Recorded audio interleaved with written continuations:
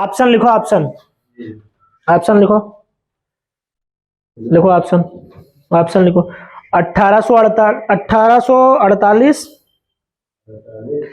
2016, 2268, 1638, 1638, 2216 मत लिखना, 2268 लिखना। 1638 लिख लिए ना, क्लियर हुआ। अब देखो इस क्वेश्चन को x मान के लगाओगे तुमको 5 मिनट खाओगे। कितने मिनट खाओगे? पहले संख्या x मानो, उसका 58 से ही 1/3% निकाल के मूल संख्या निकालो, फिर मूल संख्या का 131 से ही 1/4% निकालो। हमको इतना करने का टाइम एग्जाम में नहीं रहता, किसी भी एग्जाम में, ठीक है। देखो पहले यदि किसी संख्या का 58 से ही 1/3%, तो पहला हमने क्या बताया, पहला उद्देश्य हमारा होता है परसेंट को फ्रैक्शन में चेंज करना। क्या होता है? परसेंट को भिन्न में चेंज। देखो 58 से ही 1/3% ये लिखा है, लिखा है ना। अब इसका हमारा डायरेक्ट कोई रिलेशन नहीं बन रहा है। क्या बन रहा है? डायरेक्ट कोई रिलेशन इसका हमारा नहीं बन रहा, डायरेक्ट रिलेशन हमारा नहीं बन रहा। लेकिन 8 से ही 1/3 देख के हमारे दिमाग में कुछ घंटी बज रही कि नहीं बज रही? 8 से ही 1/3 देख के दिमाग में घंटी कुछ बज रही कि नहीं बजी? कि 8 से ही 1/3 की वैल्यू हमको लिखाई गई है, पक्का है 1/12। तो इसको हम 50% को अगर अलग कर दें तो क्या हमारा 8 से ही 1/3% अलग हो जाएगा कि नहीं हो जाएगा? तो इसको हम लिख सकते हैं 50% प्लस का 8 से ही 1/3%। इसको हम लिख सकते हैं कि नहीं लिख सकते? बताओ भाई। 50% की वैल्यू कितनी आपकी होती है? मैंने बता रखी है, कितनी होती है 50% की वैल्यू? 1/2। तो 50% कितना हो गया? 1/2 प्लस 8 से ही 1/3% कितना हो गया? 1/12। फटाक से इसको जोड़ो, 6 से करना नहीं है, 6 से करोगे तभी तो 12 आएगा। 6 एक कम 6 हो गया, और एक कितना हो गया, यानी ये कितना आ जाएगा? 7/12। तो देखो क्या है, घटाया, उस संख्या से घटाया जाता है, तो यानी हमको 7 क्या करना है? घटाना। आ रहा समझ में? नहीं आ रहा? तो अगर हमारी मेन संख्या 12 है तो हम उसमें से घटा कितना रहे, तो बच कितना रहा है? तो 5 की वैल्यू कितनी दे रखी है? कहाँ गए, हम लिखे ही नहीं उस संख्या। अच्छा हाँ, 5 की वैल्यू कितनी दे रखी है? फटाक से निकालो, कितना आ गया? 5 से इसको डिवाइड करोगे, 5 एकम 5, 1 6 14, 5 दूनी 10, 5 चौके सॉरी 5 अट्ठे, 5 अट्ठे। समझ में आ रहा? नहीं समझ में आ रहा भाई? 5 की वैल्यू 640, तो 1 की वैल्यू कितनी आ गई? 1 की वैल्यू 108। तो हमने मूल संख्या कितनी मानी है? 12 मानी है ना। तो हमारी संख्या कितनी हो गई? 128 गुणे 12। हमको पूरा सॉल्व नहीं करना है। अब तुम ये मत कर देना गलती से कि एग्जाम में कि इसको मल्टीप्लाई करने लगो। तो ये हमारी आ गई मूल संख्या। कितनी आ गई? अब हमें मूल संख्या का निकालना कितना है? 131 सही 1/, यही तो लिखा है कि संख्या का 131 सही 1/4%। तो अब देखो 131 सही 1/4% को हम तोड़ मरोड़ के क्या फ्रैक्शन में बदल सकते कि नहीं बदल सकते? देखो इसको हम क्या करेंगे, इसको हम करेंगे, देखो इसको हम लिख सकते 100% लिख सकते कि नहीं लिख सकते? लिख सकते ना। इस प्लस 25% इसको लिख सकते कि नहीं लिख सकते? 125 हो गया, कितना बचा अब हमारे पास? फिर हमारे पास बचा 6 सही 1/4% बचा कि नहीं बचा? समझ में आ रहा कि नहीं समझ में आ रहा? आ रहा ना। 100% कितना होता है? 1। 25% कितना होता है? 1/4 प्लस का 6 सही 1/4% कितना होता है? 1/16। जोड़ लो, 4 एकम 4, 1 कितना हो गया? 5/4 ये हो गया, ठीक। 5/4 और 5/4 प्लस ये कितना हो जाएगा? 1/16। अब जब इसको जोड़ोगे तो कितना आएगा? यहाँ नीचे उसमें नहीं दिख रहा होगा, देखो दिख रहा है ना। तो ये 5/4 प्लस 1/16, तो 4 चौक, इसको अगर 16 बनाना है तो 4 से करोगे ना, तभी तो 16 बनेगा। तो 4 को ऊपर भी तो करोगे, तो ये कितना आएगा? 4 पंचे 20, और 20 और 1 कितना हो गया? 21। यानी इसका हमें कितना निकालना है? 21/16 निकालना कि नहीं निकालना? बताओ, निकालना ना। समझ में आ रहा नहीं समझ में आ रहा? इस यानी हमारी मूल संख्या कितनी हो गई? इतनी, और इसका हमें निकालना कितना? 21/16। 16। अब देखो इसको कर लो, आप काट लो। 16 एकम 16, 16 अट्ठे 128, कितना हो गया 8। अभी भी इसको हमको मल्टीप्लाई नहीं करना है, समझ में आ रहा नहीं समझ में? देखो 2 एकम 2, यूनिट डिजिट पे फोकस करो। 2 एकम 2 और 2 अट्ठे 16, यानी यूनिट डिजिट इसका क्या बनने वाला है? ऑप्शन में देखो एक ही ऑप्शन में 6 है कहीं यूनिट डिजिट में, वही आंसर, खत्म। हमको पूरा नहीं करना है, यूनिट डिजिट 6 एक ही में तो है, यानी अगर ऑप्शन का भाई यूनिट डिजिट 6 आएगा तो ऑप्शन एक यूनिट डिजिट 6 है 2016 में, वही हमारा आंसर हो जाएगा। तो हमें क्वेश्चन को सॉल्व करने से बचना है, कैलकुलेशन हमको कम से कम करनी है। समझ में आ रहा नहीं समझ में आ रहा?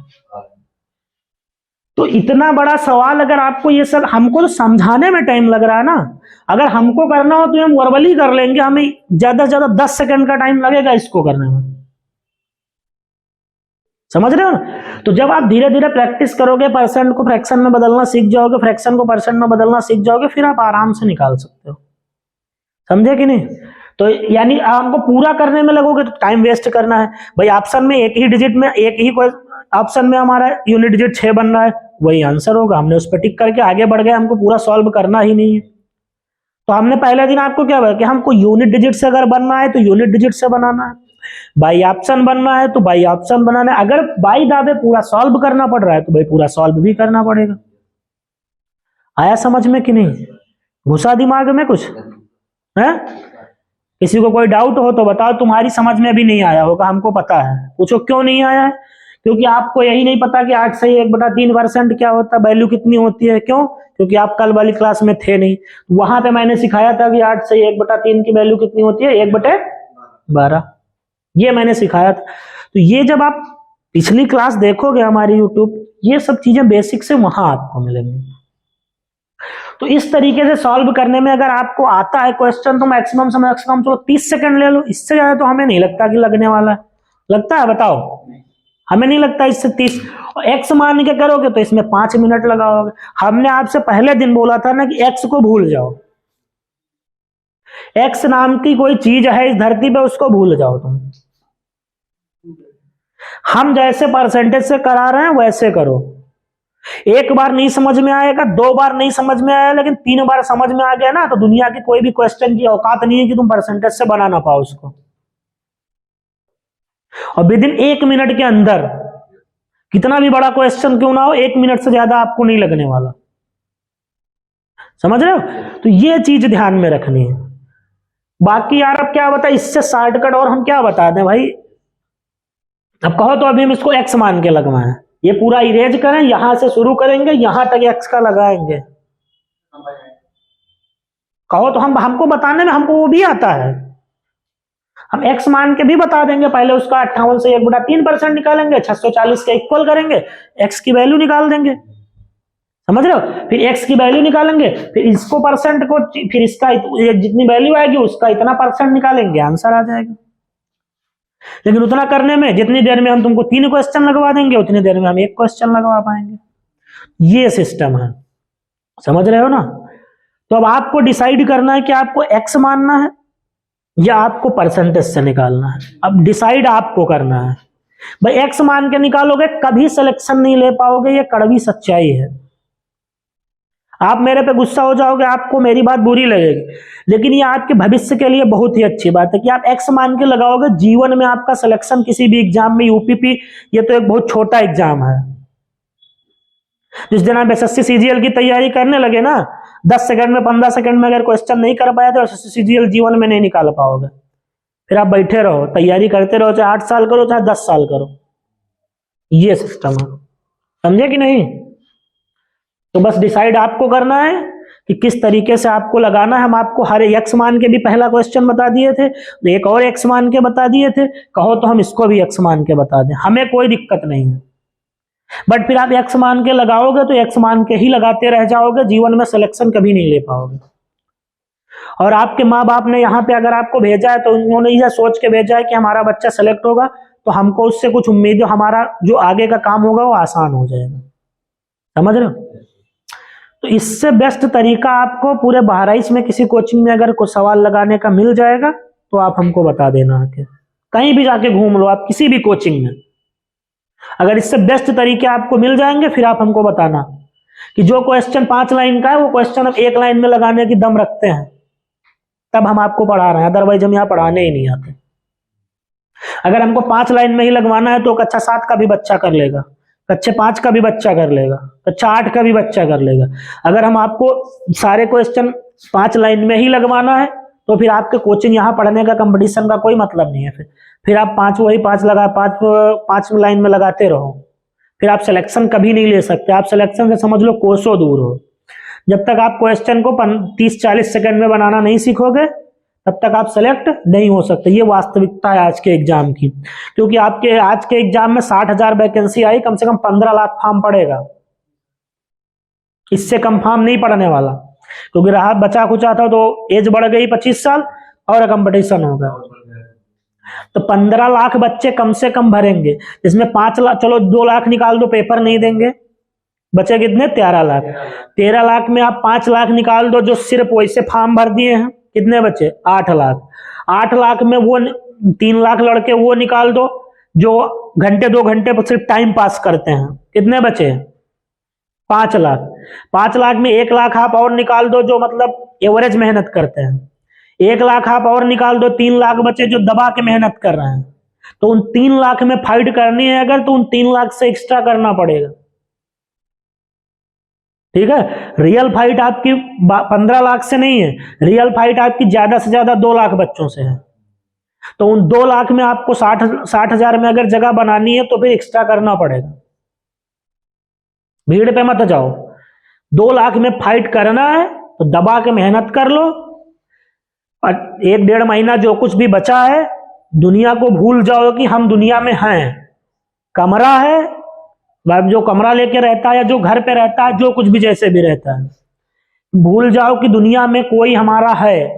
कमरा बंद, उसी में हम खा रहे हैं, बना के खाए, पढ़ने बैठ गए, ठीक है। सब कुछ भूल जाओ। अगर वास्तव में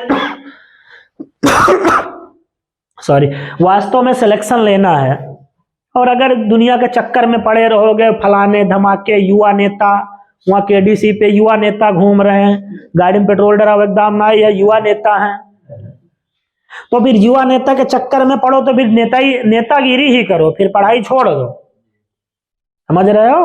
अगर नेतागिरी करनी है तो पढ़ाई बंद कर दो, युवा नेता बन जाओ, गाड़ी पे लिखवा लो युवा नेता भाजपा, क्योंकि वही सरकार है। सपा लिखो हो, पुलिस वाले टूट रहे हैं, है बात नहीं है? तो युवा नेता भाजपा लिखो हो तो पुलिस वाले देखिए तुम्हारे ऐसे सरकार है ना, बोलो, है बात नहीं है? सपा वपा लिखवा दो तो पुलिस वाले मेरी है बहुत, तो बीजेपी की सरकार है, जानते हो, सरकार में जो है वह है क्या है, जान लो जलवा।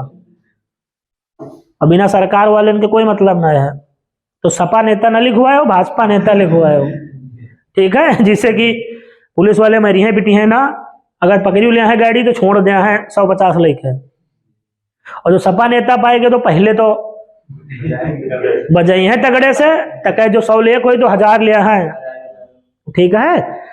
तो ये सब मेहनत कर लो भैया। अगर वास्तव में सेलेक्ट होना है तो अगर टाइम पास कर रहे हो तो आराम से आओ जाओ, हमें कोई फर्क नहीं पड़ता, हमको जैसे पढ़ाना है हम वैसे पढ़ाएंगे, और हम मतलब भर का पढ़ लिए, हमारा किसी कारणवश सबके सिलेक्शन नहीं हुआ तो इस साल तो हो ही जाएगा। नौकरी कोचिंग कोई हमारा भविष्य नहीं है, ठीक है। अब रह रहे हैं तो खाना है तो कमाना है, बस वही बात है, ठीक है। तो हमारा कोई ये भविष्य नहीं है कि हम इसके भरोसे चल रहे हैं। हमारा नहीं पिछली बार हुआ, अब की बार हो जाएगा। तो एसएससी सीजीएल हम क्वालिफाई हुए, टाइपिंग से बाहर हुए, सिलेक्टेड नहीं हो पाए, वरना क्वालिफाइड की जगह पे सिलेक्टेड लिखा हो तो, लेकिन सिलेक्ट नहीं हो पाए, क्वालिफाई हुए, अब की बार हो जाएंगे। पिछली बार नहीं हुए तो अब की बार हो जाएंगे। तो आप मेहनत करोगे भैया तो आप, मैं देखो, मेहनत से हर एक चीज पॉसिबल है, कोई भी चीज मेहनत से परे नहीं है। एक बच्चा अगर जिसको कुछ नहीं आता, वो 0 से उठे, तो सिर्फ 2 साल वो अपना 100% देके, जो बच्चा 0 से उठा उसको कुछ नहीं आता, फिर वो 2 साल सिर्फ अपने आप पे पूरा 100% देके दुनिया को भूल के तैयारी कर ले, उसका भी सिलेक्शन हो जाएगा। समझ रहे हो? तो भैया आप पे डिपेंड करता है कि आपको मेहनत करना है, पढ़ना है कि नहीं पढ़ना। और युवा नेता बनना है भैया तो कोई बात ना है, बन जाओ युवा। त बढ़िया गाड़ी वाड़ी होबे न करी कोई के पास, घर वाले देबे न की है, हैं? साइकिल भी नहीं है तो युवा नेता लिखवाई होगा है? अच्छा जीके के मान लो बाकी आग दू जनंती हो, बाकी जनंती तो गाड़ी है ही नहीं, तो युवा नेता भी ना लिखवा पाई हो। तो इसलिए दबा के पढ़ाई करो, अगर सफल होना है तो, अगर नहीं सफल होना तो आओ जाओ फीस दो, टाइम पास को तो फीस लेबे करी है तुमसे, उनके बाप के कहा जाता है पढ़ो चाहे ना पढ़ो, जय तो हरे बाप के जो वहाँ खतवा जोत के खून पसीना ठंडी में कहूँ काम कर रहे हुए हैं कि भैया हमारे वहाँ बैठो ही हैं, ठीक है? तो ठंडी तुम यहाँ कमरा में बैठो, बढ़िया खाना खाया रजाई में परे हो, और वो ठंडियों में भी बाहर निकल के दौड़ रहे हुए हैं कि हमारे भैया का कोई दिक्कत ना हो, भैया हमारे पढ़े गए हैं, ये सिस्टम है, ठीक है? तो आज का कितने क्वेश्चन हुए? 2 दिन के अंदर परसेंट खत्म करना है, इतना जान लो, ठीक है? 2 दिन के अंदर परसेंट हमको खत्म करना है, क्योंकि परसेंट है बहुत लंबा, लेकिन वहां तक हम नहीं पहुंचाएंगे। तुमको पूछो क्यों? क्योंकि वहां तक अगर हम पहुंचा दिए तो महीना भर में परसेंटेज खत्म हुए, तो हमको वहां तक आपको, लेकिन हमको वहां तक आपको जरूर पहुंचाना है कि एग्जाम में आपका कोई क्वेश्चन ना छूटे।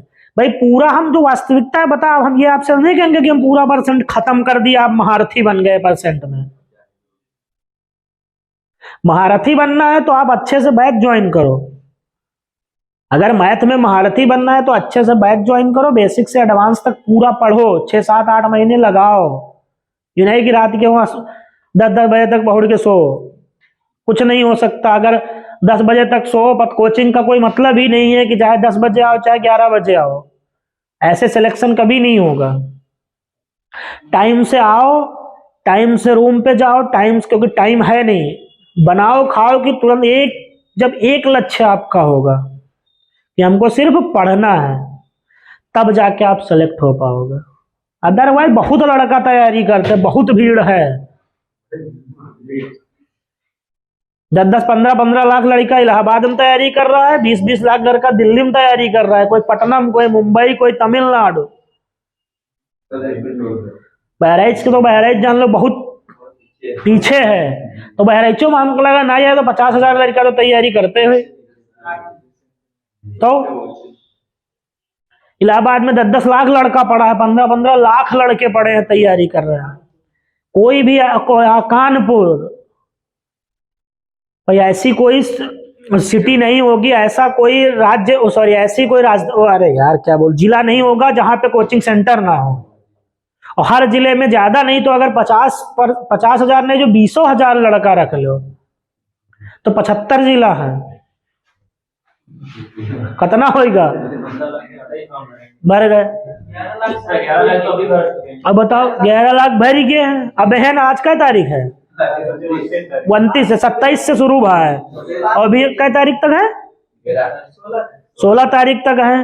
अरे भाई अभी 11 हो तो हमको लगा था 25-25 लाख फॉर्म पड़ेगा, कम से कम 25 लाख। भाई 25 एज 25 कर दिए हैं तो कम से कम 25 लाख फॉर्म पड़े। अब बताओ 25 लाख में 60,000 तुमको ना होगा, अगर 60,000 में जगह बनानी है तो यार क्या करना पड़ेगा भाई? दिन रात एक करना पड़ेगा ना।